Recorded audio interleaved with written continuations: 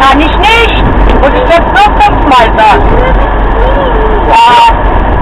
Davon aus.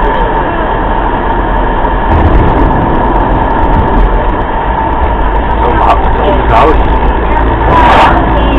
Man hat das Haus durchgeguckt. Dach. Aber keine Ziegen und Kühe irgendwie. Die da wollen Beine nur mal. Ja, schlimme Kinder. Die sind doch irgendwo. Heute Nacht überall mal in die Straße weg. Ja, hier geht die Straße hoch. Hier geht die Straße hoch und da oben ist ein Haus. Ja. Nein. Ich habe gesagt, wir fahren jetzt, ihr solltet jetzt. Das ist dein Problem. Ich hatte gesagt, alle gehen da unten an der Tankstelle.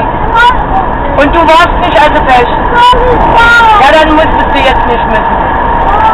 Nein, wir fahren jetzt. Ich will ja irgendwann mal ankommen. Ich halte nicht auch noch kurz lang an, weil die Kinder auch noch 10 Minuten aufs Klo müssen. Wer? Nicht was. Ich halte nicht an. Erstens mal fahre ich nicht. Zweitens mal hat sie doch nicht, wo du hingehen kannst.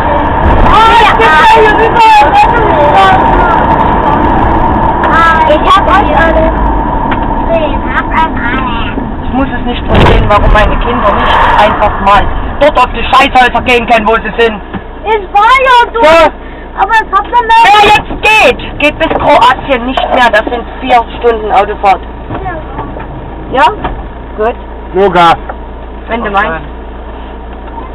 Du Drecksau. Rollern, wenn du musst. Oder auch wenn du nicht musst. Drück was raus. Rotzen. Du kannst nur rotzen. Geh doch nicht so weit daneben. Kannst du hier hinten, gleich dahinter. Wollt ihr mich verarschen? Bis Kroatien. Ans Auto ran. Nicht dahinter. Ans Auto ran. Ans Auto ran. Hierher.